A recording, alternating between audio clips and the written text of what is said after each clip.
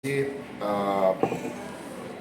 secara kalau tadi saya lihat dari penjelasannya, kalau saya urutkan secara kronologis ya dari awal, jadi kita tahu dulu itu ada masa-masa mining, ya masa-masa mining Bitcoin, Ethereum ya. Nah, Sam itu kerjanya itu dulu, ya loh. Bukan dia sekedar mining, tapi dia memang ahlinya di situ, dia ahli teknik komputer, sehingga itulah kadang-kadang Sam itu kalau disuruh ngomong depan orang banyak dia agak kagok karena dia bukan pembicara ya. Nah ini pada saat mining Ethereum, terus Ethereum waktu itu berubah menjadi sudah proof of stake, ya kan? Itu hancur semua, ya hancur semua. Dan yang dipakai untuk mining itu apa waktu itu? GPU. Ya, memang GPU. Nah setelah itu karena hancur ya harga GPU itu nggak karu-karuan, rusak semua. Ya orang jual rugi, ya orang jual rugi semua. Nah karena Sam berkecimpung di dunia itu, dia ngelihat ada sesuatu yang baru, makanya dia nggak jual GPU-nya dia, ditahan namanya. Nah sampai akhirnya dia ngelihat ada sinyal dari tren AI ini tadi. Dia lihat dari tren AI itu ada, nah dia mulai mempelajari itu dulu. Begitu dia udah tahu, dia udah lihat ini, nah, terus ketemu sama Mr. Yusuf. Ketemunya di mana? Nah karena Mr. Yusuf ini orang Yusuf memang lagi mendalami kripto, maka dimanapun ada acara kripto dia datang. Mau lokal mau di luar dia datang. Nah di salah satu itulah dia ketemu sama Sam itu, dan akhirnya kenalan, dan jadi teman, akhirnya tukar-tukar info, dan di situ Sam ngasih tahu bahwa nanti akan ada tren AI. Nah, ini kayaknya bagus nih, mulai fokus ke sana. Nah dan akhirnya adanya Golem dan seterusnya itu jadi membuka sebuah jalan baru ya buat AI, karena sekarang GPU yang tadinya buat mining itu dipakai untuk AI. Ya, untuk AI. Nah, pada saat yang bersamaan dengan bertumbuhnya AI itu ternyata ada tren baru lagi, yaitu tren kebutuhan akan data. Dari komputasi. Ya, dan data, kebutuhan data. Jadi kita tahu AI itu AI itu belajar dari data. Waktu itu ada banyak orang tanya ke saya loh, kalau emang belajar data kenapa nggak di Google aja? Emang dikasih sama Google? Nggak mungkin dikasih. Ya bahkan kalau kita sekarang lihat di beberapa website, kita kalau mau pindah halaman aja nanti dia ada pertanyaan yang untuk membuktikan saya bukan robot. Iya. Gitu. Kenapa? Supaya nggak ngambil datanya Google. Karena Google punya AI sendiri. Jadi database Google yang begitu besar itu dipakai untuk AI-nya Google. Dan karena AI-nya database-nya Google itu besar, makanya AI-nya dia jadi duluan. Nah itu jadi data ini akhirnya dibutuhkan oleh perusahaan-perusahaan kecil yang jumlahnya lebih besar. Ya kalau perusahaan besar cuma berapa, kalau kecil banyak sekali. Jadi kebutuhan data ini banyak. Ya, data apapun, data itu bisa jadi bahasa, ya bentuk bahasa, itu data juga. Ya toh. Ini udah ada data bahasa Inggris, nah masih butuh lagi data bahasa Indonesia, mungkin data bahasa apa. Jadi data itu luar biasa, kebutuhannya besar. Nah itu jadi duit lagi, ya jadi duit lagi. Kenapa kita ada AI training ya? Karena itu ngumpulin data. Nah akhirnya dimulailah Zenkira ini pada awal tahun ini di Januari 2024. Meskipun didirikannya 2023 tapi belum berjalan karena cuma masih menjalin hubungan dan apa. Jadi sampai hari ini Zenkira ini belum apa-apa, ya belum apa-apa. Loh, tapi kan udah dapat gede, iya karena kebutuhan daya komputasi memang seperti itu ya. Ya untunglah kita di awal ini, karena jujur aja di awal juga banyak yang bingung. Oh, masa kita sekali bayar langsung dapat duit selama 4 tahun? Saya jawab sejujur waktu itu ya saya nggak tahu emang gini jadinya. Ada dan seterusnya. Nah dari penjelasan tadi, Sirsun juga bilang bahwa Zenkira itu punya 2 aset.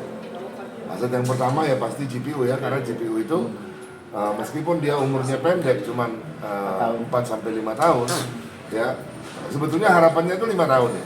Tapi supaya nggak ada kesalahan dibuat 4 tahun.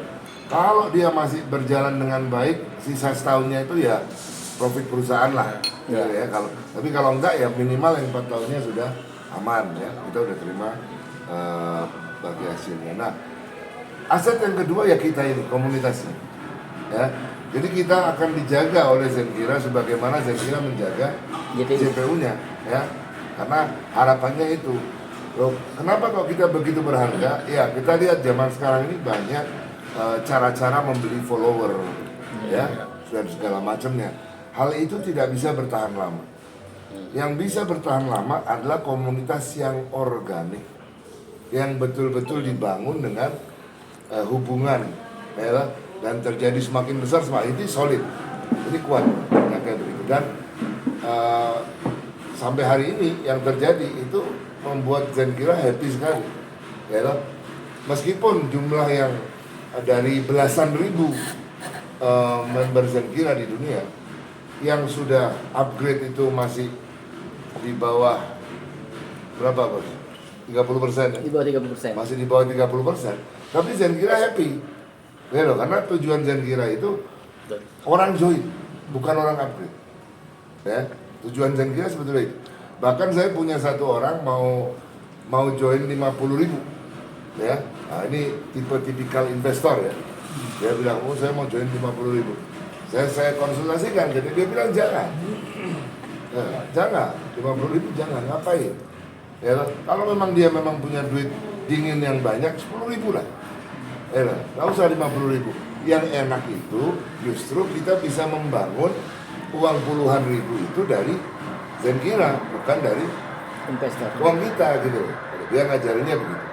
Nah, disitulah saya mulai keyakinan saya yang sudah 89% itu, di situ 11%-nya saya yakin. Memang ini perusahaan bukan nyari dan nggak pernah dikejar sama dia. Meskipun orang yang 10.000 itu waktu itu belum masuk. Setiap kali dia telepon saya tidak pernah tanya mana yang 10.000 itu jadi join nggak pernah. Malah nggak pernah dibahas sama sekali. Ya. Jadi memang dia butuhnya itu organik dan jumlah yang banyak. Karena dia nanti duit yang didapat oleh Zenkira itu dari investor. Ya, bukan dari kita, dari investor. Dan investor yang dilihat apa? Database. Komunitas. Ya. Jadi apalagi kalau di kripto, orang nggak peduli perusahaannya. Banyak token-token itu perusahaannya anonim. Yang dilihat komunitasnya. Iya. Ya. Yang dilihat komunitasnya. Kita lihat Doge itu sampai kayak begitu gede. Ya loh. Ayo coba cari gimana kejelasannya Doge. Nggak mungkin dapat gitu. Tapi komunitasnya gila. Nah itu yang dikejar oleh Zenkira. Nah, dan sampai hari ini kita masih pionir, kita masih yang pertama. Dan kita akan mempertahankan itu. Caranya bagaimana? Ya Zenkira akan terus berinovasi supaya semakin nggak bisa ditiru. Jadi kalau orang niru ininya, kita udah lewat udah. Jadi kita mau mempertahankan itu dan dengan proyek-proyek yang akan datang, Dan salah satunya karena kita beberapa kali bahas masalah legal dan juga ribet, karena pertama dia yang nanya loh, gimana legal di Indonesia? Kita konsultasi kemana-mana nggak ada yang bisa, karena memang payung hukumnya belum ada.